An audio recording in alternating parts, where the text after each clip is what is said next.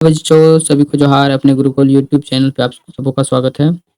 आज हम लोग करेंगे क्लास 7 का विज्ञान का अध्याय 2 में जो हम लोग कर रहे थे दांतों के प्रकार। दांतों के प्रकार में हम लोग 4 प्रकार का दांत पढ़े थे।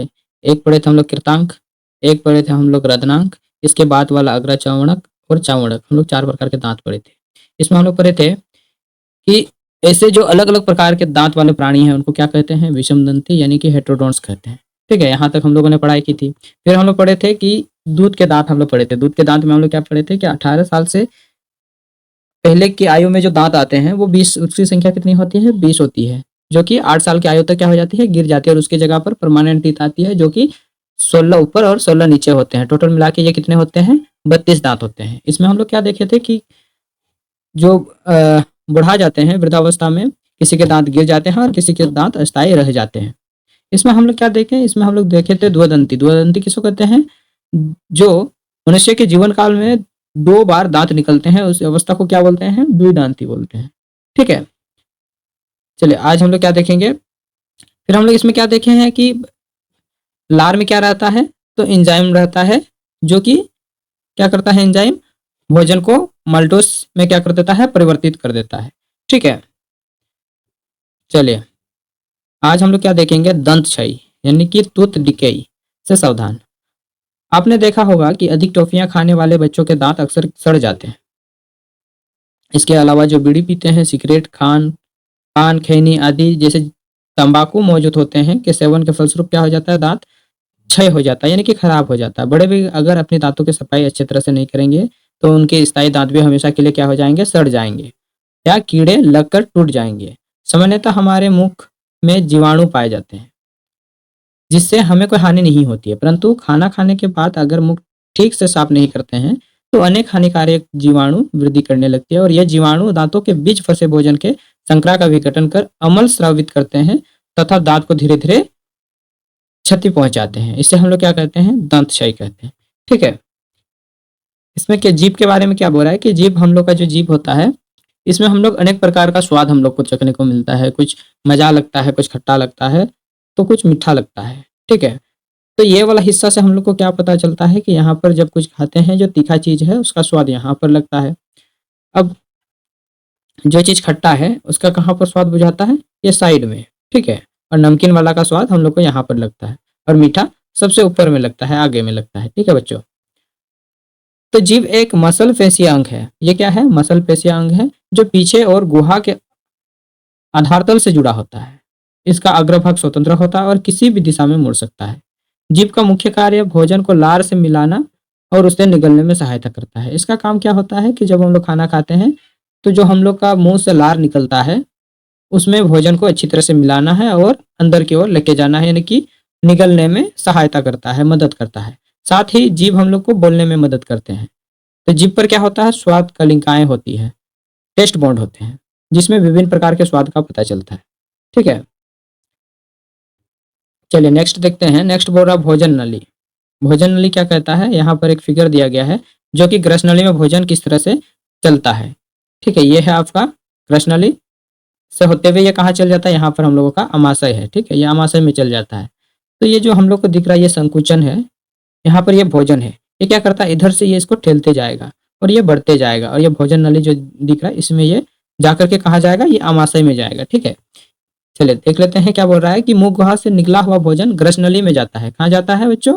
ग्रस नली में जाता है और ग्रस नली गले एवं वक्ष से होती हुई जाती है। कहाँ से जाती है? ये गला, हम लोग का ये गर्दन जो है गला, आगे साइड गले एवं वक्ष से होती हुई जाती है और ग्रस नली के भित्ति के संकुचन से भोजन की नीचे की ओर से रखता है।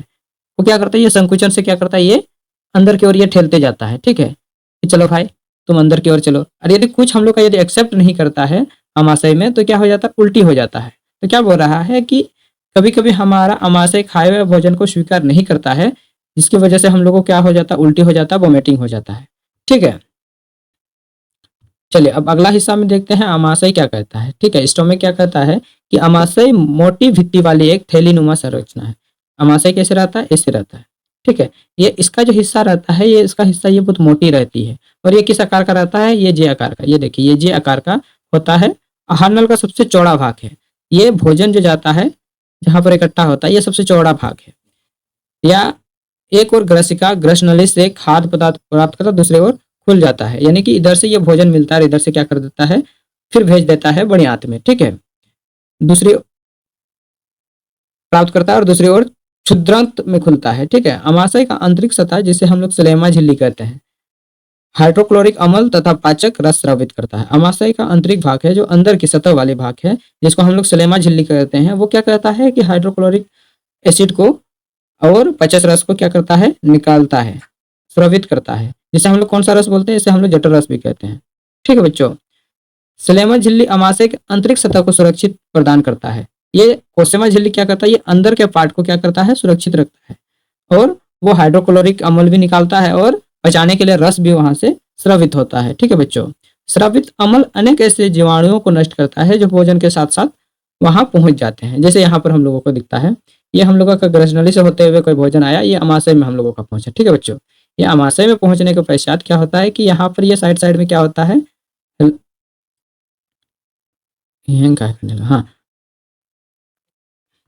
हाँ ये साइड साइड में क्या होता है, तो ये स्लेमा झिल्ली होता है, इधर साइड साइड में व्हाइट व्हाइट टाइप का ये स्लेमा झिल्ली होता है। ये यहाँ से आती है और स्लेमा झिल्ली क्या करता है, यहाँ पर इसको पचाने के लिए रस निकालता है, रस स्रावित करता है, जिसको हम लोग जठर रस भी कहते हैं। कौन सा रस कहते हैं, जठर रस निकलता है और उसको पचाने में हेल्प करता है। फिर ये यहाँ से कहाँ भेज देती है, ये छोटे आंत में भेज देती है, ठीक है। तो अम्लीय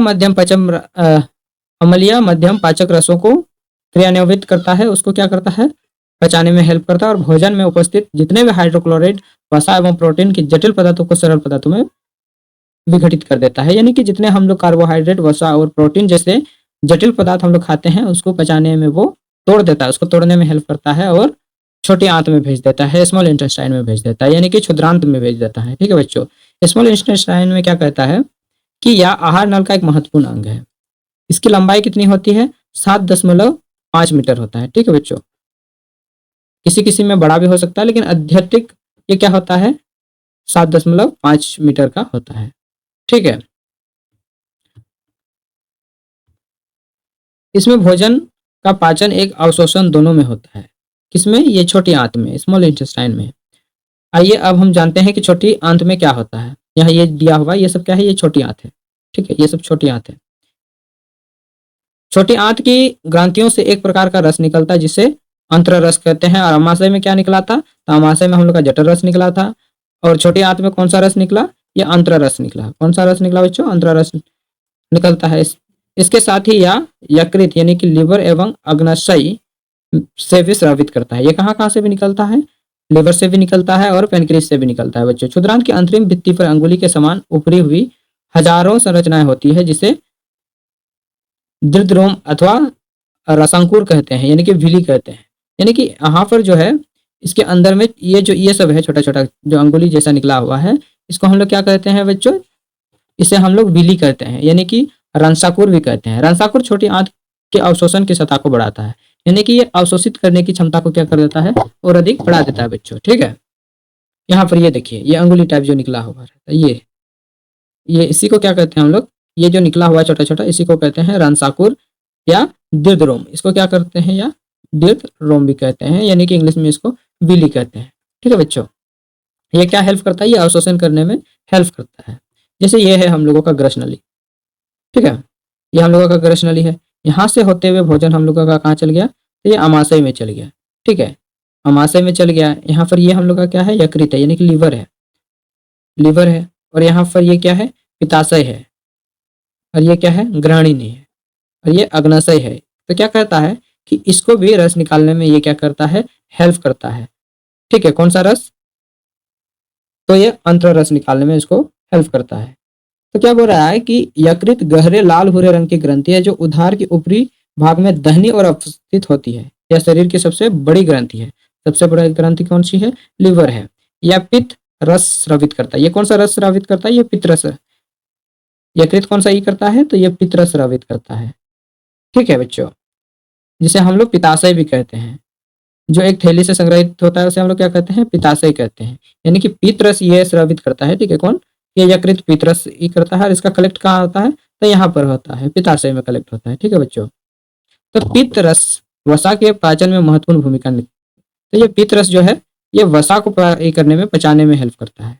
किसको हेल्प कर पचाने में? तो ये वसा को। ठीक है, तो अग्नाशय क्या करता है कि यह हल्के पीले रंग की बड़ी ग्रंथि है जो अमाशय के ठीक नीचे होती है। इसमें स्रावित होने वाले अग्न्याशयिक रस कहते हैं। इसमें कौन सा रस निकला हम लोग का? ये यकृत से निकला पित्तरस। ठीक है, और यहाँ से क्या निकला? ये अंत्र रस निकला।